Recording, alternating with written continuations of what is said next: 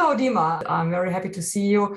And you have been the most essential person within our Eastern Europe project and have done so much work with us. And for 14 years, it started in 2008.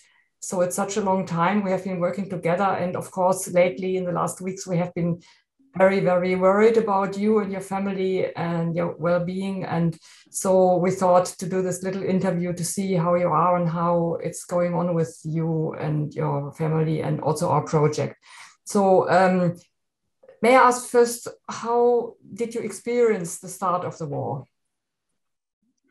I should begin with the thing that nobody could predict in even the most frightening nightmares that it would happen ever.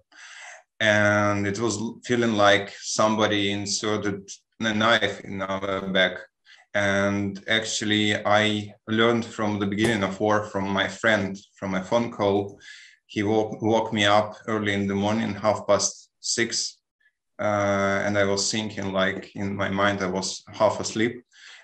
Who was it, and what he needs from me in such an early time? And then he said that Russia attacked, and now so we have to say that you are from Kharkiv, one of the most attacked cities. I think the viewer have to know where it is. So it's in the east of Ukraine, and Russia attacked Kharkiv a lot. So sorry to interrupt you, and go on.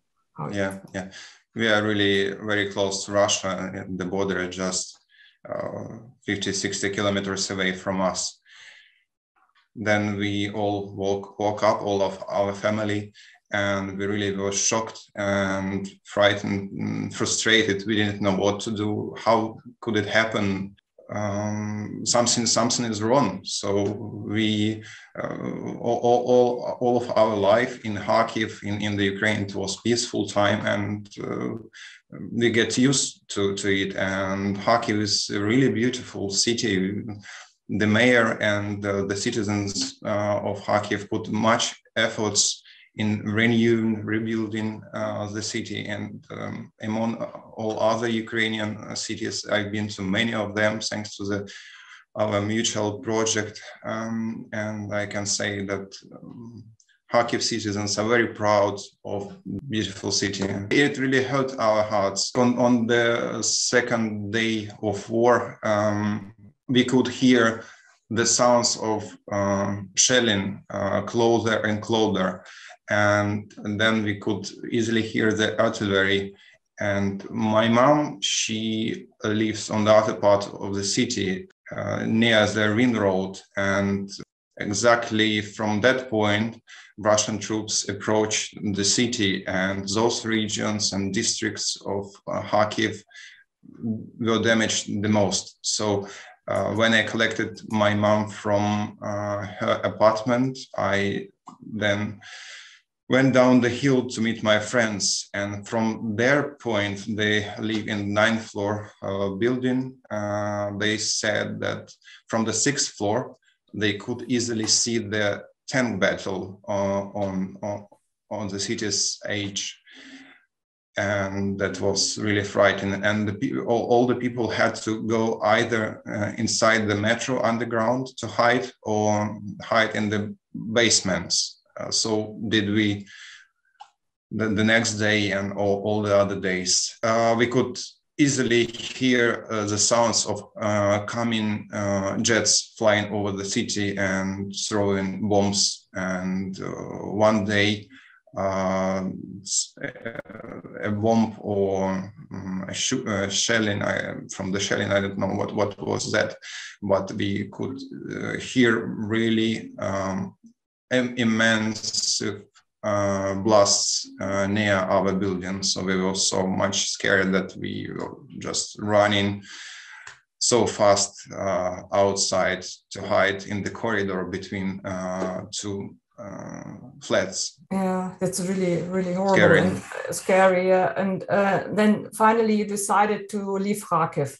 How did that come, and where did you go to? Yeah, it was a really hard decision, to tell the truth. So we have many friends in Kharkiv, we have many relatives, and until the last minute we it was like 50-50 situation. So on the one hand, we thought like we have some place to go if in case that our apartment is damaged. We can move to another one. We can move to our family members or to our friends. So, and it was also a kind of psychological support, so that we have relatives, we have friends, and there is no point to go anywhere. On the other hand, the shooting and shelling was getting worse day by day. On the third or fourth days, or the day of war, we had more problems with electricity, gas supply, some basic supply. So we couldn't even charge our phone to be informed or to stay informed about the situation with our relatives. When we received the information from our friends that they were hurt by shooting or their flats, apartments were destroyed, then of course we thought there is no point to stay in our city anymore. For instance, my uncle, the rocket landed in front of his building, causing death of a man who was sitting in the car, and injuries to another people. And the blast was so intensive that all the windows in the building were destroyed, and it made him and his family leave the city as soon as possible. So another point why we decided to leave the Kharkiv is that I have a child and she's just 3.5 years old, and we didn't want the child to see this happening, and she was getting frightened from the loud sounds of bombing, and that was the last drop why we decided to leave. And then you told me that it was quite difficult to get to the station and to get a train. So maybe can you tell about that? And yes, when we decided to leave the city, we had to, first of all, and by that time, some Russian troops managed to get in the city, and there was some street battle happening, and Ukrainian forces managed to win in this battle, but nonetheless, it was really dangerous to go outside. And on the way to the railway station, we could easily see many car crashes because of the no traffic lights working anymore. Yeah. So where did you go then? We actually didn't think where to go, which city to go. So we decided the first train that we see or we managed to get on, then we would go that way. But then we missed 3 trains because it was so many people waiting, and there were like 10 or 15 persons in a couch instead of 4 regular. So when we missed the 3rd train, then we had heard the announcement about the train to Poltava, which is an adjacent neighboring city to Kharkiv. It's still eastern part of Ukraine, but there were no actual shooting in that region. And also we had a proposal of our friends to come to their private house and stay for the period that we need. So you are in some sort of safety for the time being, I understand. And of course, there is no real safety. You never know what will happen next, but at least for the time being. So another problem that war caused, except for the grief to many people and suffering to many of people and suffering to animals, by the way, who somebody had to leave the pets at homes. the war caused problems with financial support for the families. For instance, I can give my example that I am running a local online store, and also we ship some goods to other cities of Ukraine, and many, small businesses that run in eastern parts of Ukraine, they become bankrupt, and because all the goods they're keeping in some private buildings, they of course no longer available due to the shelling and actual danger for the people who work at the stores. Yes, we have some support from the government, which is about $100 a month.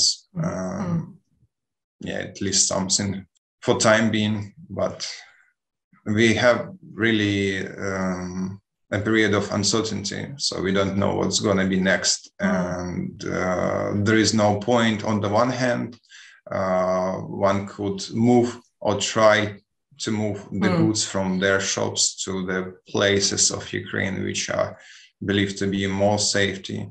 But again, we don't know what's going to be next. And it's not the case that we can move all the goods and all the stuff from one city to another city, which is really dangerous. And so at the moment, it's really unclear how you can make a living and if you can come back to your hometown. I keep in touch with many friends who had to move from Kharkiv, and we are united with the only thought and hope that very soon it will be ended and we will get back to our normal lives. So we are united with the hope. We don't have anything else to, and hope and the optimism. So we keep in touch, and psychologically it's very supportive, and it's the only that we have, that we can pick up the phone and make a phone call and talk with each other and support each other, and that's the only that we have, and that supports us in these hard days. And the first question, are you alive? And is everything okay with you? So this day is the most important. Of course. People don't think about anything else. They don't have any concerns except for their health and that they are alive. Yes, that's the most important thing. And so therefore it's maybe a bit strange to ask about our project because it's so minor compared to this enormous suffering of Ukraine and Ukrainians. But still, we talked about it, and so maybe you can say a few words about it. What you think is the future of it, and how we can carry on with it.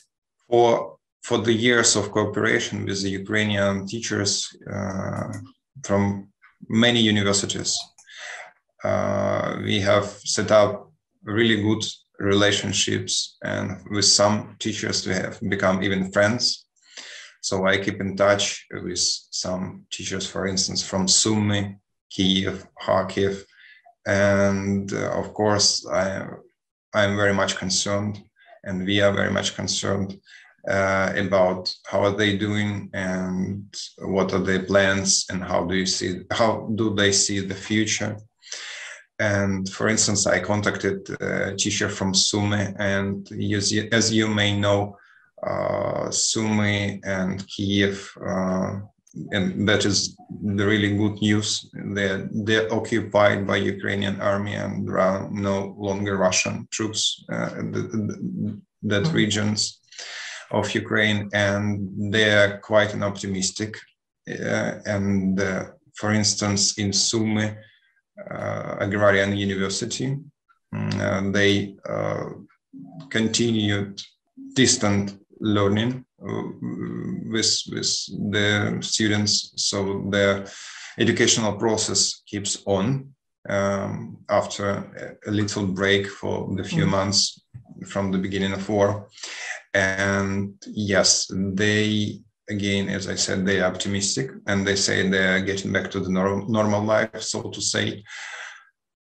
And the teacher says that alternatives that were given to them in accordance with our project, they are as more popular as never before, because of the fact that many students, all the students actually, have switched to the distant learning, and the only means that it's 100% useful are the alternatives.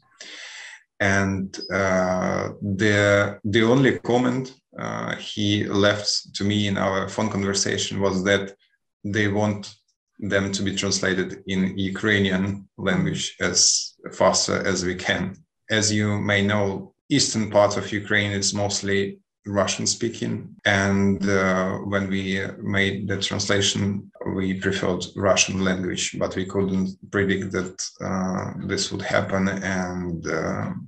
And nowadays, according with the laws and recommendations given from the Ministry of Education of Ukraine, Ukrainian is the only official language in the Ukraine, so that it means that all the educational means should be in Ukrainian or should be translated from other languages to Ukrainian. So I think that's the next thing we've got to do, is transferring all the Russian material we have into Ukrainian, but still the Russian material can be useful for other countries like Kirgistan, Usbekistan, and so on. So yes, they may be useful for that, but in Ukraine, of course, we have to change it into Ukrainian. Yeah, okay. So it's very depressing, but hopefully this war will come to an end. And so it was very good talking to you. Is there anything you want to say? I just wanted to say a word of thank you to Doctors Against Animal Experiments for immense help that the organization managed to do in the Ukraine for this 14 years of cooperation. And many teachers, students are so much grateful for that help. And we are really, and they are proud of the cooperation with European Union country. And for the years of cooperation, the practice has shown that alternatives are really the best in achieving all the educational goals. And they benefit not only the animals, they benefit the quality of education, they benefit the rights of students, and everybody wins from this. Yeah, exactly, so yes. Again, many thanks from all of us to all of your team and to Germany. Yeah, for your support. Thank you so much for all your effort. I mean, you have been really a tremendous help with this project, and without you, it wouldn't exist at all. And so I hope we will overcome this terrible war, and that we can continue working together. And of course, we have some projects at the moment in the pipeline, and so hopefully this will all be realized sooner or later. And so thank you very much for this. Yes, thank you so much interview, and see you soon again, and speak to you soon again.